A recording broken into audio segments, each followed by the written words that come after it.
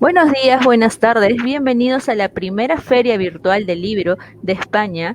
Tengo el agrado de presentar desde Canadá al escritor Reza Emilio Juma, quien nos va a presentar su libro llamado El legado del príncipe de Cachemira, que es una novela que fue publicada en el 2015 en España por la editorial Nazari de Granada. Adelante, Emilio.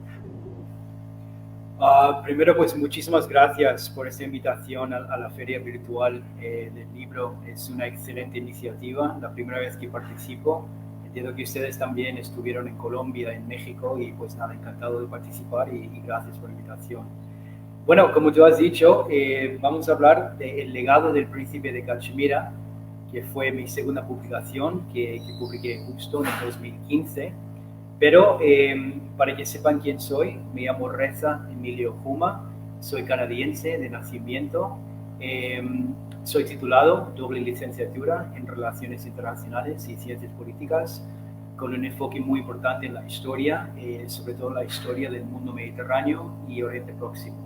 Eh, entonces, bueno, yo siempre he trabajado en el ámbito académico, siempre he trabajado como maestro, como docente, tanto en España como en México. También hay que destacar que viví casi 15 años de mi vida en España y ahora llevo como 8 años aquí en México, en la bella isla de Cozumel.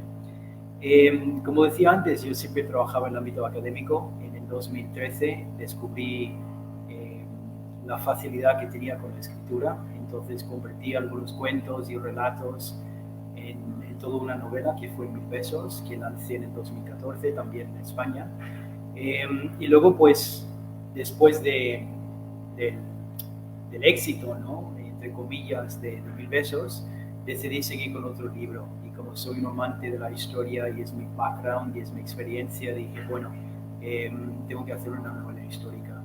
Entonces es cuando embarqué en esta aventura, que era El legado del príncipe de Cachemira, que se trata de un príncipe de la India cuyo sueño es llegar hasta Córdoba, hasta Al-Ándalus, que es la perla, dicen la perla del occidente, pero yo diría hasta la perla del mundo. O sea, rivalizaba con el Cairo, con Bagdad y con Constantinopla, que eran las ciudades más importantes de la época. Entonces, lo que yo ofrezco en este viaje de casi 500 páginas, te llevo de la mano por los lugares míticos de la época, que es el siglo X, que serían estas ciudades que he nombrado, ¿no? Constantinopla, Bagdad, el Cairo, Damasco, todo lo que es el imperio persa, Mesopotamia, eh, Siria, Egipto, norte de África, hasta llegar al Andalus. Entonces, lo bueno de este libro es que realmente ofrece una pista a cómo vivía la gente en esa época, en el siglo X. Por supuesto, también hay gente que se está quejando del audio, entonces voy a hablar un poco más fuerte o me acerco más al micrófono. Te llevo de la mano a estos lugares míticos de la época, y no solamente la historia muy bien investigada, o sea, te llevas muchísimo conocimiento, mucha historia después de leer este libro, pero también lo cargo mucho con mitología, con aventura, con mucho erotismo también, porque yo entiendo que llegar eh, a escribir un libro de 500 páginas, o incluso leer un libro de 500 páginas, tienes que estar enganchado con el libro. Entonces yo entiendo muy bien la psicología detrás de los libros y cuando hay que cargarlo con ciertos elementos, ¿no? Entonces cuando la gente me pregunta, ¿cómo definirías el legado del príncipe de Cachemira? ¿Es un, ¿Es un romance? ¿Es una novela histórica? ¿Es un thriller? Digo, sí, o sea, el género lógicamente es una novela histórica porque está basada en el siglo X y recorre pues eh, casi toda la geografía del mundo, o sea, del antiguo mundo. Pero también, pues sí, está cargado de estos elementos, entonces es un crisol de elementos diferentes, lo que sería aventura, lo que sería erotismo, lo que sería thriller. También, pues lógicamente está cargado de situaciones o algunas escenas con mucha violencia. Y es porque la época era así, la época era así, o sea, la gente ahora vemos las tristes imágenes cuando invaden países como Siria o como Irak y vemos cómo caen los misiles, pero no vemos realmente cuáles son las repercusiones. Y antiguamente, pues sí, se juntaba una banda de 100, 150 mil personas contra otros 150.000 personas, eran 300.000 personas matándose, usando las manos, usando hachas, usando espadas, pues cualquier cosa. Y las batallas pues duraban pues hasta 4 o 5 días. Muy buen ejemplo sería la batalla de Navas en España, cuando realmente dio un gran cambio a favor de los cristianos en su reconquista. Entonces sí, o sea, son muchos elementos bastante, bastante intensos, diría. Pero yo creo que sería un engaño al público no incluir estos elementos y por supuesto el erotismo. Yo creo que para cualquier escritor el erotismo es lo más difícil de conseguir, no solamente por la superación de la timidez, también siempre es el reto de un escritor de llegar al lector con tus palabras y que realmente tus palabras tengan efecto. Entonces yo, por ejemplo, puedo describir una escena erótica, pero no tiene mucho efecto en el público. Entonces sé que tengo que mejorar y tengo que ser más profundo y tengo que cambiar las palabras y utilizar pues, otras metáforas. Pero sí, el erotismo sería como otra parte, otro aspecto de este libro. Lo que es el telón de fondo del libro es un análisis profundo a las sociedades. Entonces, como no es un ensayo político, es una novela basada en una novela de ficción basada en hechos reales. Sé que no es un ensayo político, entonces yo sé que no estoy en ninguna posición para poder opinar o para poder ofrecer consejos, y no lo hago en este libro. Pero lo que yo hago es hacer que la gente reflexione acerca de cuestiones, pues cuestiones que también existen hoy en día, ¿no? Acerca de la religión, acerca de la cultura, acerca del racismo, acerca del odio, la violencia. Entonces, era una época turbulenta, había muchos imperios diferentes luchándose entre ellos por la dominación del mundo musulmán, por la dominación del mundo cristiano. Entonces, en este libro, lo que sí que podemos ver son las primeras dinastías persas musulmanas. También vemos los fatimíes, la gente habla muy poco de los fatimíes, que era como un grupo de chiitas que establecieron la dinastía fatimí, que tenía su central y su base en el Cairo, y dominaban casi todo el norte de África, las ciudades sagradas de los musulmanes, que son Meca y Medina, y también Jerusalén. Y de hecho, cuando empezaron las cruzadas, posteriormente, unos 2 siglos después de la época que yo describo en este libro, fue una conquista contra los fatimíes y los turcos también, seleucides y los abasidas, que los fatimíes eran los que dominaban Jerusalén en esta época. Entonces, y lógicamente vemos al Andaluz. Entonces la gente me pregunta, si tú eres canadiense y ahora vives en México, yo creo que ya llevaba casi 2 o 3 años viviendo en México cuando escribí este libro en el 2015, ¿por qué escribes de Al-Ándalus? Bueno, yo creo que los 15 años que viví en España influyeron mucho. De hecho, no vivía en Andalucía, vivía en Elche, Alicante, pero viajaba muchísimo a Andalucía. De hecho, aprendí español en Granada. Ya no tengo el acento andaluz, pero aprendí español ahí. Entonces siempre he sentido esa fascinación con Andalucía y su herencia, su legado, que es el legado andalusí. También me acuerdo muy bien que cuando estudiaba Relaciones Internacionales y Ciencias Políticas en la Universidad de British Columbia, en Vancouver, en Canadá, me acuerdo muy bien, o sea, siempre hay una clase, un profesor que siempre te marca, ¿no? En toda tu carrera, que puede ser de 4 años, 5 años, si tienes un doctorado pues hasta 7, 8 años. Y me acuerdo muy bien en la clase que hablamos de las grandes ciudades y las grandes civilizaciones a lo largo de la historia del mundo. Entonces el profesor nos preguntó cuál es, de todas las ciudades a lo largo de toda la historia del mundo, la ciudad más avanzada en la historia. Entonces la gente que entendíamos, pues decíamos, pues Bagdad, pues Constantinopla, pues el Cairo, algunos decían Londres, algunos decían París, algunos decían Nueva York, y al final era Córdoba. Entonces cuando pregunté al profesor, digo, ¿por qué Córdoba? O sea, ¿por qué no Bagdad? ¿Por qué Constantinopla o Roma? Dice, realmente Córdoba y Al-Ándalus. Era el único ejemplo. Hay algunos ejemplos, por ejemplo, Jerusalén en la época de los fatimíes. Bueno, me están mandando mensajes diciendo que hay un ruido y ustedes no me escuchan. Entonces voy a intentar hablar un poco más fuerte. Que estamos hablando de las grandes ciudades a lo largo de la historia. Entonces estamos hablando de Córdoba, Córdoba en el siglo X y Al-Ándalus, ¿no? El califato. Entonces, cuando yo pregunté por qué Córdoba, sí, ok, ahora sí que me escuchan, ¿por qué Córdoba? Me decían menos algunos ejemplos. Y cuando hablamos de algunos ejemplos, podemos hablar de la primera invasión musulmana de Jerusalén en el siglo VII, pero muy poco tiempo y tampoco había muchos judíos en la ciudad en esa época. Jerusalén durante los fatimíes, por ejemplo, algunos ejemplos de Marruecos en lo largo de su historia, pero donde realmente vemos una paz y una armonía entre judíos, cristianos y musulmanes durante mucho tiempo es en Córdoba, es en Al-Ándalus.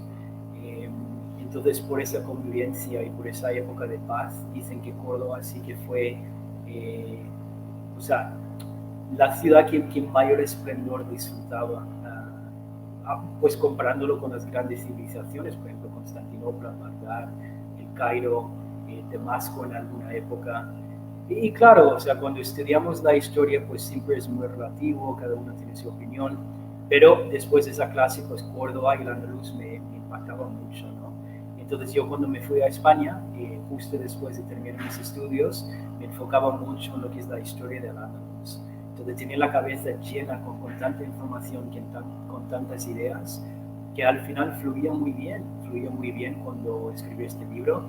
Para los que viven en Granada, malas noticias, Granada no sale en este libro, porque Granada todavía realmente no existía. Era un pueblo que se llamaba Elvira, pero las grandes ciudades en esta época eran Córdoba y Sevilla. De hecho, el libro está basado en Córdoba, pero en Sevilla también juega un papel muy importante en este libro. Yo me lo pasaba muy bien con la escritura porque no solamente podía demostrar todos mis conocimientos que yo tenía acerca de la historia de esta época, pero también lo que es el poder de escribir. Eso es súper difícil. O sea, lo bueno de escribir es que lo puedes borrar, lo puedes tachar, lo puedes cambiar. Sin embargo, cuando hablas y das una conferencia, si dices algo, pues ahí se queda grabado, ¿no? Entonces tienes esos momentos que tienes que pensar en qué vas a hacer. Sin embargo, en la escritura pues tienes esa posibilidad de siempre poder cambiar y revisar. Soy una persona que el español no es mi primer idioma, entonces yo tardo muchísimo en lo que es la parte de la corrección, puliendo el texto. Entonces yo sí, de hecho, con todos mis libros, no solamente el legado del príncipe de Cachemira, invierto mucho más tiempo y esfuerzo en la corrección que redactando el libro. Creo que eso también es debido al hecho de que me considero una persona que he viajado muchísimo. He estado en más de 50 países, en 5 continentes. He estado en sitios exóticos, lejanos, como Jordania, como Egipto, como Irán, como Uzbekistán. Ahora ya que vivo en México, pues viajo más por aquí, por esta zona. Entonces yo ya llevo un bagaje cultural importante, más todo lo que yo pude adquirir en mis 5 años de carrera en relaciones internacionales. Más el hecho de que siento que tengo mucha imaginación. Entonces, si combinamos todo lo que aprendí en la universidad, mi bagaje cultural que he adquirido a través de mis viajes, más todo lo que yo leo muchísimo, eso me ayuda mucho. Pues sí, tengo mucha imaginación y eso me da facilidades para escribir estas novelas. Ahora, la gente me pregunta, ¿es ficción o es realidad? Pues claro, cuando escribes una novela histórica es muy importante que tú domines la historia de esa época, de que tú sepas de qué estás hablando. Eso sí que es un punto muy importante, porque si no, puedes engañar a tu público. Porque si empiezas a hablar de cosas que no son hechos reales, confundes a la gente, porque hay gente igual, una persona en México que no entiende muy bien la historia de Al-Ándalus, y digo, Madrid era la capital de Al-Ándalus, pues ellos se lo creen, porque ellos no lo saben. Entonces dependen de nosotros para poder ofrecer esa información lo más verídico posible, ¿no? Entonces sí, diría que el telón de fondo del libro es la historia muy bien investigada, Pero lo que yo decía al principio de esta conferencia o esta presentación es que también es una novela. Entonces, una novela que tiene que tener muchos elementos para que la historia sea más liviana, más divertida, más diversa también, porque lógicamente no quieres monotonía. Y por eso está cargado con todas estas anécdotas pues, de erotismo, de fantasía, de mitología también. Entonces la gente me pregunta, y ahí viene como el punto de conflicto, ¿no? La gente me pregunta, si tú hablas de historia, espera, ok, si tú hablas de historia, ¿cómo mezclas mitología? Pues bueno, yo creo que eso también es muy relativo, porque si yo hablo de la Biblia, hay mucha gente que dice, pues eso es información verídica, esos son hechos reales. Sin embargo, para otra gente es mitología. Si yo cojo el Corán, hay gente que dice que no, es la información, eso es la palabra de Dios. Y hay gente que puede decir, pues no, eso es mitología. Entonces, me parece muy curioso cómo los romanos tenían sus dioses y en cuanto adoptaron la fe cristiana, de repente esos dioses ya se volvieron a mitología, ya no religión. Entonces, me gusta mucho jugar con esa línea gris, ¿no? Bueno, me están preguntando acerca de, hay una muy buena pregunta aquí, ¿cuál es el momento perfecto para un escritor poder escribir? Bueno, yo tengo divido mi vida en dos partes, ¿no? Como yo vivo de la escritura, no me dedico a otra cosa, divido mi vida en dos partes, lo que sería la escritura y luego la promoción de los libros.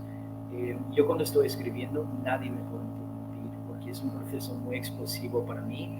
Estoy muy concentrado con la lectura, con la investigación, con la historia, con la trama, con los personajes, con la corrección, sobre todo puliendo el texto. Entonces, como necesitas tanta concentración en este proceso, yo realmente no estoy de promoción. Entonces, divido mi trabajo en estas dos partes, ¿no? El momento para escribir para mí es siempre. O sea, yo cuando escribo, yo sé que tengo que dedicarme 8, 9, 10, a veces 12 horas al día escribiendo. Entonces no hay momento perfecto, o sea, cualquier momento puede ser perfecto. Ahora, las ideas para ese libro, cuando tú estás sumergido en el libro, esas ideas vienen constantemente. Yo igual voy al gimnasio y me llegan ideas y tengo que acordarme de esas ideas para poder incluirlas en el libro. O estoy en el metro y se me ocurre algo para mejorar una cena, o quiero cambiar el nombre porque el nombre suena mejor que el otro. Tienes que quedarte con esa información, guardarla aquí y luego cuando llegues a casa, que puede ser 1 hora, 4 horas, pues esperar que la idea no se te vaya. Entonces, para mí cualquier momento. De hecho, un periodista me entrevistó anteayer en Cancún, en Quintana Roo, muy cerca de donde yo vivo, y me preguntó cuál ha sido tu mayor inspiración y si la isla de Cozumel, porque yo ahora vivo en la isla de Cozumel, que está en la Ribera Maya de México, si me ha servido como inspiración. Y digo, ¿sabes qué? Nunca lo había pensado. El hecho de que escribí mis últimos 4 libros aquí en Cozumel, pues creo que sí, lógicamente tuvo algo que ver. Yo, al menos en mi caso, yo necesito paz, necesito silencio para poder escribir. Es muy difícil para mí escribir con ruido, escribir en una ciudad donde hay mucho tráfico, porque no encuentro la sintonía, no encuentro la buena energía que yo necesito para poder escribir. Entonces yo creo que sí, o sea, todo lo que es mi remanso de paz, que es Cozumel, me ha servido mucho para escribir. También escribí 1000 besos, mi primer libro, viviendo en la jungla. Yo vivía en una palapa de bambú y palma, en una hamaca, y ahí escribí 1000 besos. Entonces yo creo que lo que funciona muy bien para mí es la paz y el silencio. Hay más preguntas. Aquí tenemos el chat abierto, ya me están llegando preguntas. No sé si hay más preguntas acerca del texto. Entonces, bueno, la gente me pregunta, ¿no? ¿Cuál ha sido el motivo de presentar El legado del príncipe de Cachemira, que es un libro que he presentado más de 50 veces en España? Hemos presentado en todas las ciudades importantes de Andalucía, en Alicante, en Elche, en Albacete, en Madrid, en Salamanca. ¿Por qué presentas otra vez desde Cádiz este libro otra vez en el 2021, que son 6 años después de su publicación? Ese libro lo publiqué justo con la editorial Nazarí. Lo que pasa es que sigue siendo el libro que más curiosa causa en España. Entonces yo cuando voy de gira con La Trapecista o con otros libros míos en España, siempre me piden este libro. Siento que es como si fuera un homenaje al Al-Ándalus y a Córdoba. Entonces hay mucha gente que les gusta eso en España. También, pues lógicamente, pues la gente en España domina más la historia o sea, su historia, la historia del mundo mediterráneo, la historia de Oriente Próximo, más que en esta zona. En esta zona, pues cuando digo esta zona me refiero a Latinoamérica, dominan más pues la zona, la historia de Estados Unidos, la historia de México, la historia de Sudamérica, la historia de la conquista. Entonces cada uno entiende la historia según su cercanía o según su experiencia. Pero sí, también pues escribí Lágrimas de Arena, no publiqué.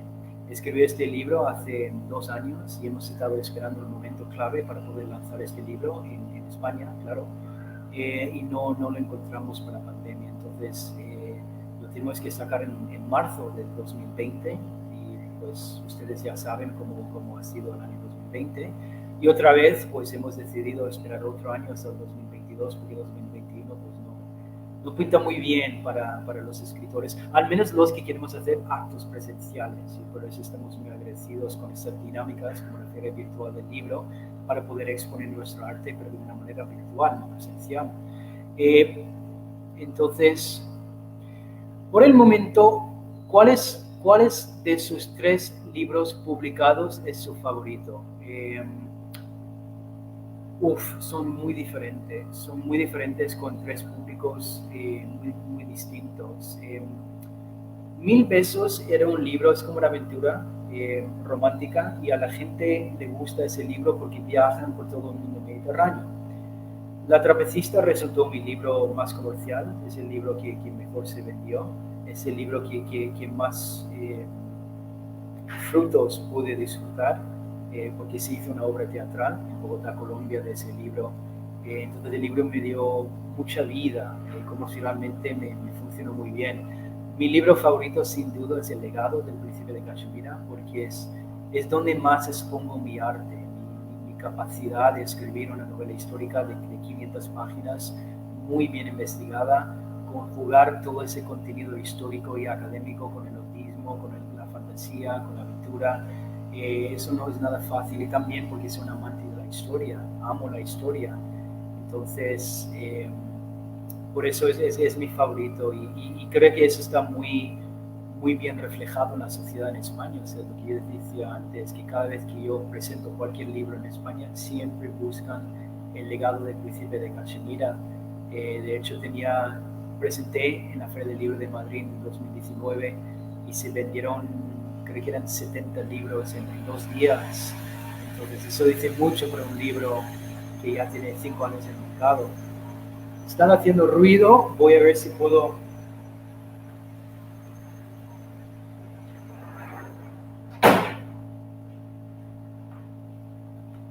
Bueno, hay más preguntas, ¿no?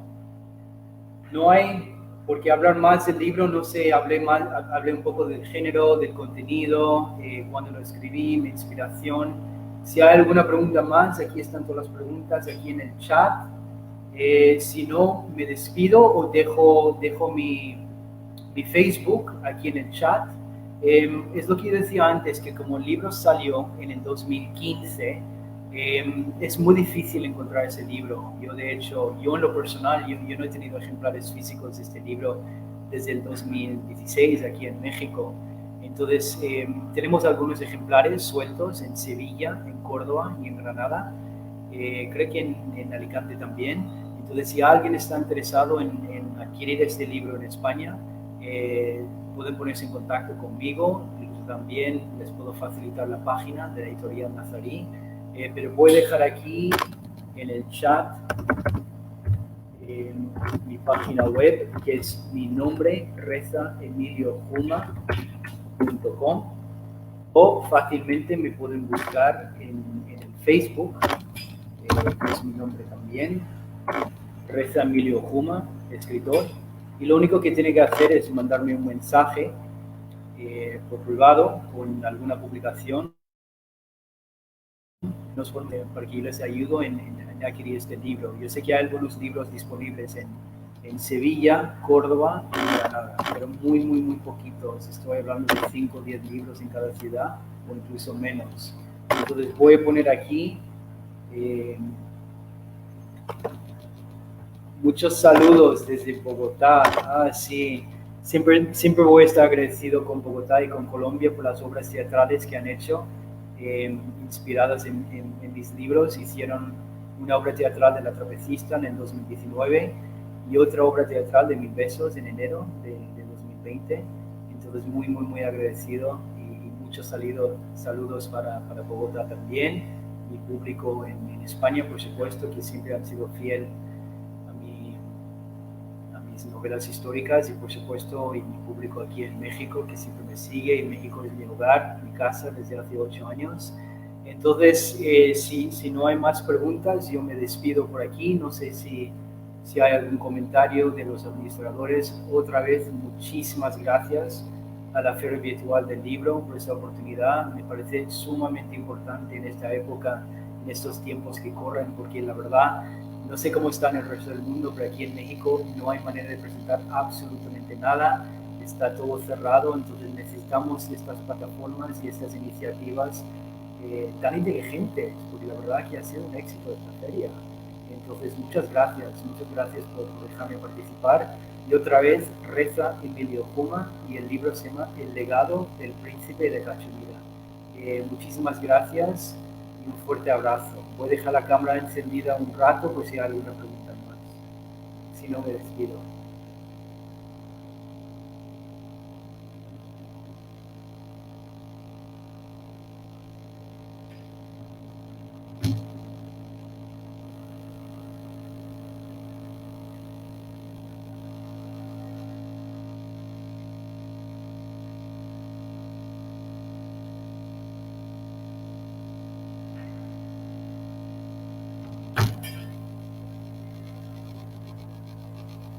Ok, un fuerte abrazo.